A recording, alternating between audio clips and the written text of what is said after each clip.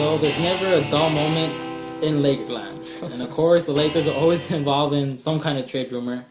And especially now with Cup with only 1 or 2 days away from the trade deadline, it's starting up again. And one of the trade rumors that was out there was Rondo for Gasol. But it's been reported that the Lakers actually rejected a deal for Rondo for Gasol. And I was quite surprised because the Lakers need a point guard. That's a matter of fact. They need a point guard. Fisher's getting older, so is Steve Blake. And Rondo is a legitimate all-star point guard. And then the question, the reason why we'll be in favor of this trade is that I don't know how much the Lakers actually will use their advantage in going inside. I know that's the only advantage they have is that they have 14 feet with Gasol and Bynum.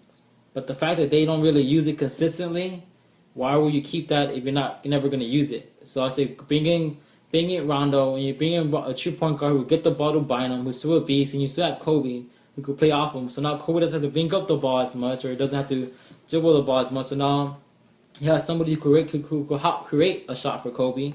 So I think it will help us out in showing that up. So I don't know what you think about the Lakers rejecting the trade for Gasol Rondo. Smart, dumb, like it, hate it. What do you think?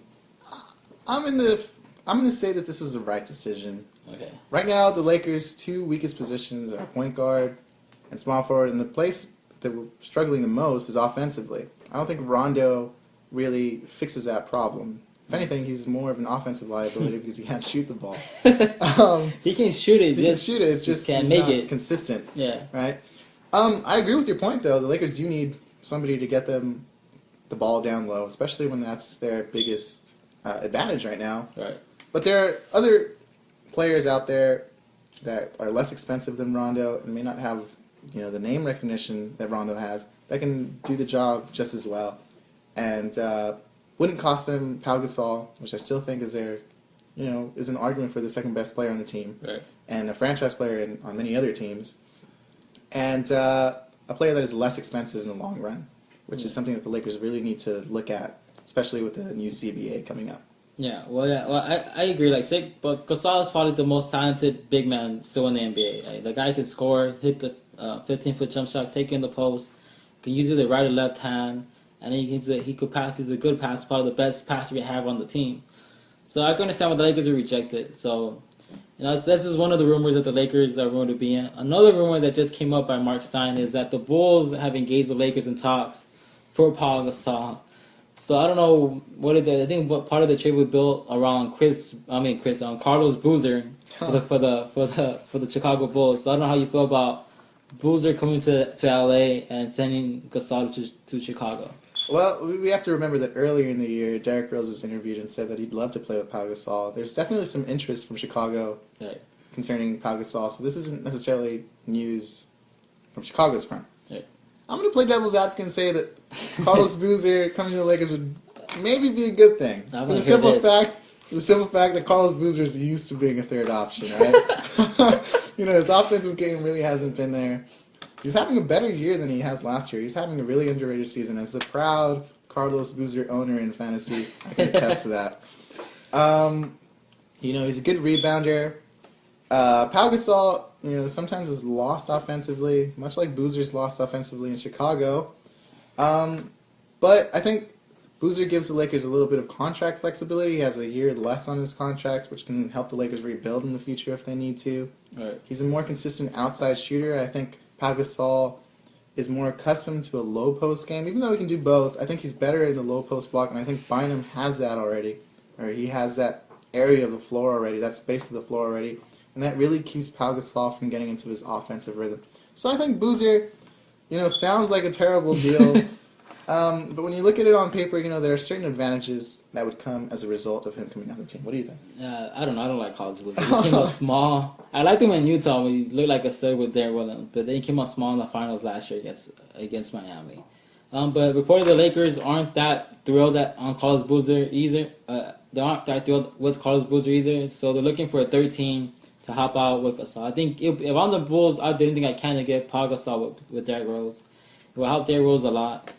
For the Lakers, again, I don't know. If they're going to do this trade, they gotta be able to fill the hole that they have on their team. So they got to get at least a point guard, a legitimate point guard on their team, and a small forward if they're going to trade Pau Gasol. C.J. Watson isn't a legitimate C.J. point Watson's guard? not one of them. He's not on the radar. That's the thing. They need a third team to help the Lakers, because the Lakers already said they're not going to rush to trade Pau Gasol. They're not just going to give him up for scraps. They're going to want at least another All-Star or somebody of that caliber to be on that team. They're going to give up one of the best big men in the game. So I think that's one of the reasons they're looking at. Well, here's the thing too to look at, right? The Lakers have went against Utah 2 years consecutively in the playoffs in 08 and 09. And Pau Gasol absolutely torched Carlos Boozer. Yeah, why would I want the guy that got torched on my team? I can see why maybe they're a bit skeptical to such a deal. So Carlos Boozer probably not coming to the Lakers. Yeah, it's an interesting story though. It's an interesting story. The Bulls would love to have him, especially since he's had so much success being a complimentary player to Kobe. Yeah. Derrick Rose is a scorer like Kobe Bryant is. So, you can see the logic behind a deal, but probably not happening. And then we got to settle this whole Dwight Howard situation, too. Oh, man. Yeah. So I want to play here. I want to play there. Come on. Apparently now Orlando's is going to give him the whole franchise. They're going to give him the keys to the kingdom. Reportedly, they're telling him if he signs an extension, he could decide who's his next GM, who's his next coach. Stan Van Gundy, I feel sorry for you, man. This happens twice? Twice? But the thing is, though, that supposedly they're going to talk again with the Lakers, rehash the whole buying them for Howard, which I don't think is going to happen. I don't see no possible way that Howard comes to the Lakers. I don't see it happening. Would you pull the trigger for the Bynum? Howard? Would you pull the trigger on a Bynum? I don't know. Howard That's deal a tough straight one. up right now? I'm starting to fall in love with Andrew Bynum. Jim Buzz is the only thing you've done correct is not budging on Andrew Bynum. But because Andrew Bynum's a beast. I mean, he's not averaging the same type of numbers as Dwight, but he's like the second option on the Lakers team, and he's averaging good numbers. Dwight is the main guy on his team, so he's gonna get more shot attempts, so he's gonna score more points. I would take Andrew Bynum over Dwight if you could guarantee me for the next 7 years Andrew Bynum will be healthy and play at least 75 games a season. If you could give me that, I think I might take Andrew, because Andrew has that mean streak to him. He has He has more offensive moves than Dwight, and I think he's longer than Dwight. So I would take Andrew. Would you take Howard? I think I would take Howard for the simple fact that he's a better defensive player. Gives the Lakers a bigger defensive presence, even though Bynum. It's not that bad. He's longer though. Bad on defensively. More length. He's more length. He maybe doesn't put up the statistical numbers, but his length, I think, makes an impression on the field, a positive impression on the field. Right. I don't know. Just for the simple fact that I think Dwight Howard's more durable. Injuries definitely come into play. Well, that's the only caveat I have with Bynum. That he has to be healthy. And the thing is, the Lakers are going to have to make a decision on Andrew Bynum, as early as next year on whether they want to sign him to a max contract or not. And investing so much money into a player with knees. We've seen Amari Stoudemire in New York, reconstructed knee. You heard it here first from Personal Foul that Andrew Bynum will sign a max deal with the Lakers. Somehow they're gonna sign. That's Jim Buss's boy. He's gonna pay Andrew Bynum his money.